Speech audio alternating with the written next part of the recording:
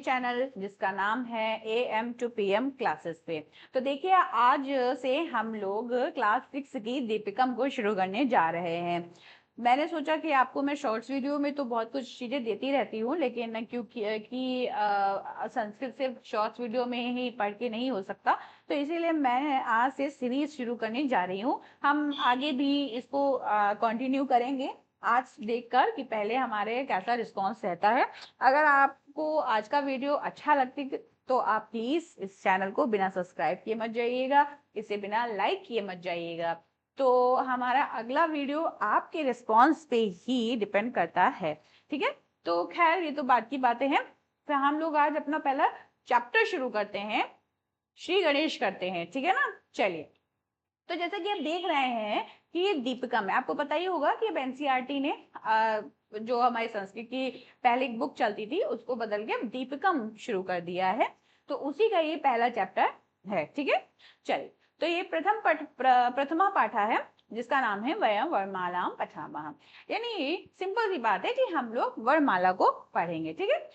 तो हम सब लोग आज वरमाला पढ़ रहे हैं। आप लोगों ने जानते ही होंगे कि जब हम लोग कोई भी बेसिक सब्जेक्ट पढ़ते हैं, चाहे हिंदी हो, संस्कृत हो, इंग्लिश हो, तो सबसे पहले उसके अल्फाबेट्स के बारे में पढ़ते हैं, ठीक है। हमारी संस्कृत जो है वो भी वर्णमाला से ही शुरू होती है, क्योंकि जो भी हम देखते हैं श्लोक के माध्यम से, गद्य के माध्यम से, वो सब उसमें वर्ण ही तो हैं जो संयुक्त होकर एक गद्य और पद्य बना देते हैं।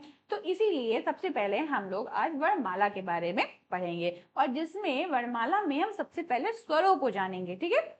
तो आप ये तो पता ही होगा आपको कि जो हमारे स्वर्ण होते हैं, जो हमारे वर्ण होते हैं, वो दो प्रकार के होते हैं। एक स्वर होते हैं, एक व्यंजन होते हैं, ठीक है।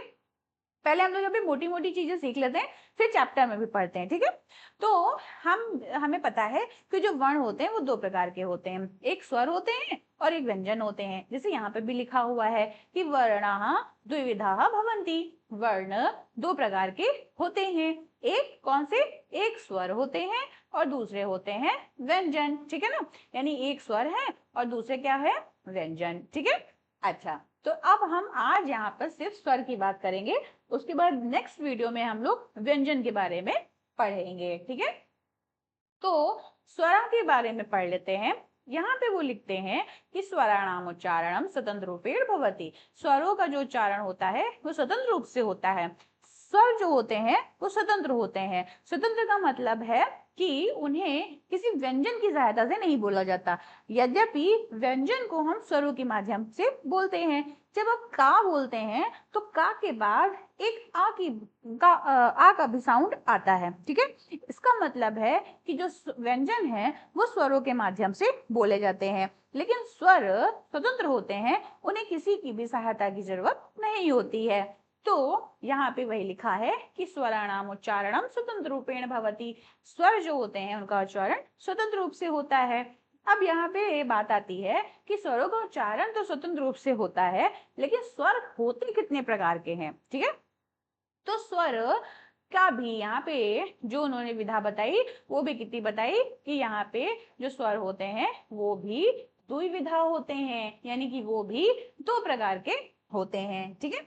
एक तो उन्होंने बताया कि एक समान अक्षर वाले होते हैं और दूसरे संध्य सॉरी और दूसरे क्या होते हैं, दूसरे होते हैं संध्य अक्षराणी, यानी कि दूसरे होते हैं संध, यानी कि जो संयुक्त होते हैं, जिनको हम मिश्रित स्वर भी कहते हैं, उनको हम संधि कहते हैं। वैसे संध आप जब अभी आगे की क्लासेस में पढ़ेंगे तो आप संधि पढ़ेंगे। संधि में क्या होता है, दो वर्णों का आपस में जब मेल हो जाता है तो एक नया बनता है, जिसकी वजह से इसे संध्या अक्षर कहते हैं। अब जैसे कि अभी हम आगे जब संध्या अक्षर के बारे में पढ़ेंगे तो उसको बताएंगे। अभी अब यहाँ समझ लीजिए कि स्वर जो होते हैं उनकी विधा दो प्रकार की होती है। विधा का मतलब उनका टाइप्स जो होते हैं वो टू टाइप्स होते हैं, ठीक है।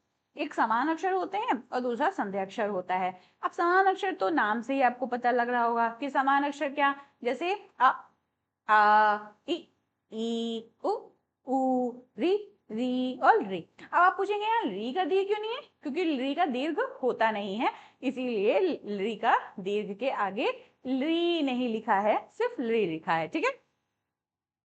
तो आप इसे देख लीजिए 1 2 3 4 5 6 7 8 9, यानी मूल रूप से हमारे जो स्वर हैं वो 9 प्रकार के होते हैं। लेकिन संधि अक्षराणी जो हमारी 4 है ना, ए आई ओ आओ, यानी 9 और प्लस 4 कितना होता है बच्चों? 9 प्लस 4 होता है 13। तो यानी कि हमारी कुल स्वर जो होते हैं वो होते हैं 13। ठीक है, हम लोग काउंट कर लें 1 2 3 4 5 6 7 8 9 10 11 12 13। अब इसमें से भी अलग अलग कैटेगरीज होती हैं, यानी कि अगर आपसे कोई पूछे कि ह्रस्व स्वर कितने होते हैं तो हम कहेंगे कि ह्रस्व स्वर 5 प्रकार के होते हैं। उसमें कौन आते हैं? आ ई उ री ली। तो यानी कि ये जो 5, जो ये हमारे 5 स्वर हैं, ये क्या है?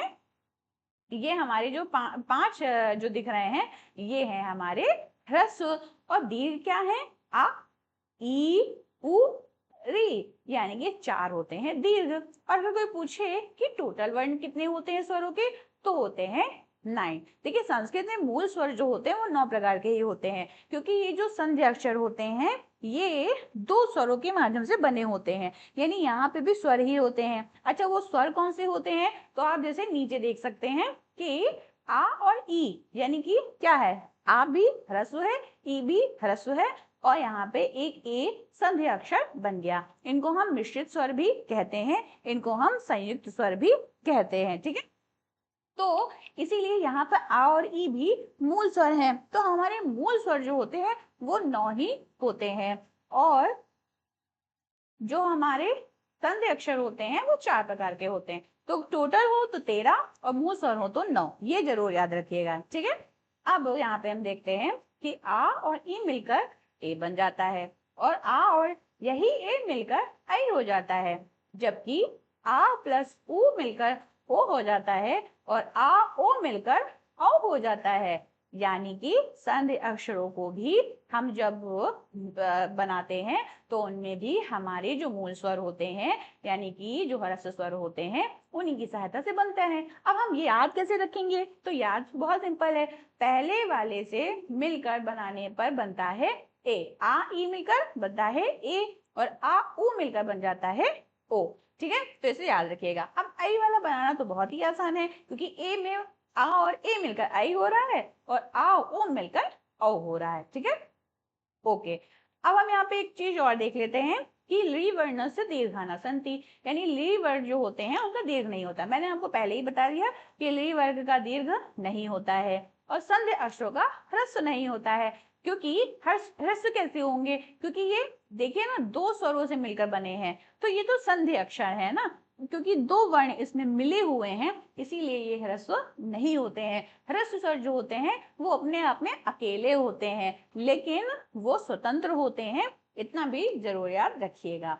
ठीक है, एक और आज हम लोग इसका देख लेते हैं, जो कि लास्ट है, जो हमारे स्वरों का, जिसे हम अनुनासिक स्वर कहते हैं। ठीक है, यानी कि पहले तो हमने पढ़ लिया कि स्वर कितने होते हैं। तो स्वर 2 प्रकार के होते हैं, एक तो कैसे होते हैं? समान होते हैं, और एक संध्या वाले होते हैं। ठीक है, इनका उच्चारण कैसा होता है? इनका उच्चारण स्वतंत्र रूप से होता है।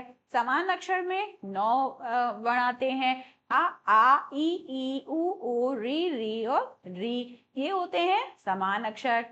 और संध्याक्षर कौन से होते हैं? जो 2 वर्णों के, जो 2 स्वर वर्णों के मेल से बनते हैं, उनको हम संध्याक्षर कहते हैं। ये कितने प्रकार के होते हैं? 4 प्रकार के होते हैं, ए आई ओ और आओ। तो हमारे टोटल जो स्वर होते हैं वो होते हैं 13, परंतु हमारे जो मूल स्वर होते हैं वो होते हैं 9। ठीक है, अब हमने वो भी देख लिया कि ये हमारे जो संधि अक्षर हैं ये कौन कौन से स्वर वर्णों को मिलाकर बने हैं। आ ई मिलकर ए, आ ए मिलकर आई, आ ओ मिलकर ओ, आ ओ मिलकर औ। ठीक है, और यहाँ पे 2 बातें जरूर याद रखिएगा कि ली वर्ण का जो होता है वो दीर्घ नहीं होता है, और जो संध्याक्षर होता है उनका ह्रस्व नहीं होता है।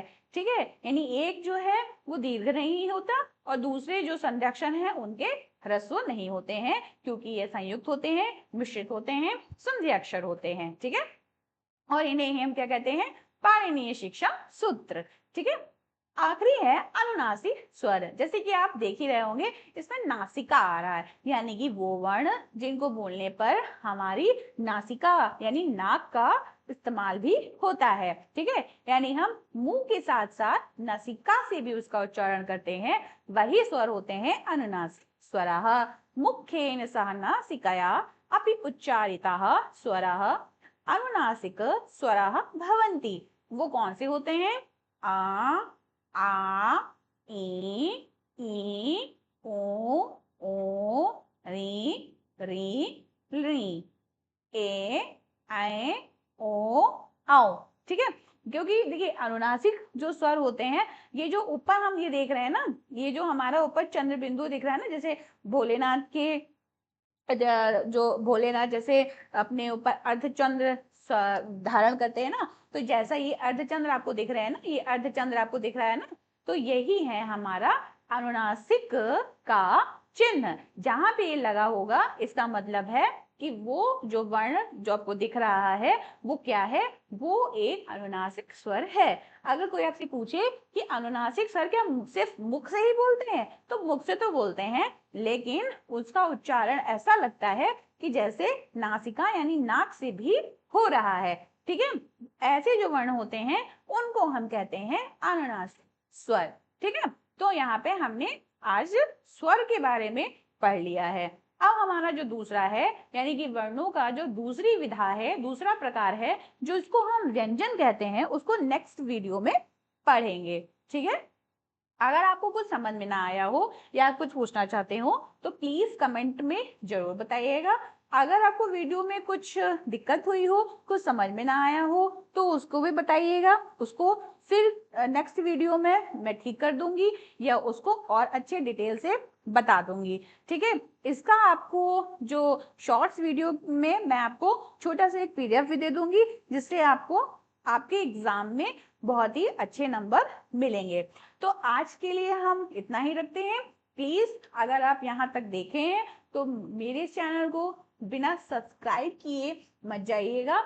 हम बहुत मेहनत करते हैं, क्योंकि संस्कृत के टीचर्स बहुत कम होते हैं और खास तौर पर कहीं कहीं पे संस्कृत के ट्यूशंस भी नहीं मिलते हैं, और बच्चों को संस्कृत तो पढ़ना ही होता है। तो इसीलिए मेरी ये एक मेरे गुरुओं के आशीर्वाद से मैंने एक चैनल शुरू किया है, ताकि आप सब जो संस्कृत के विद्यार्थी हैं उनको कहीं भी भटकना ना पड़े। तो इसीलिए अगर आप संस्कृत को प्यार करते हैं तो अपने इस चैनल को भी प्यार जरूर दिखाइएगा, और चैनल को सब्सक्राइब करिएगा और वीडियो को लाइक करिएगा।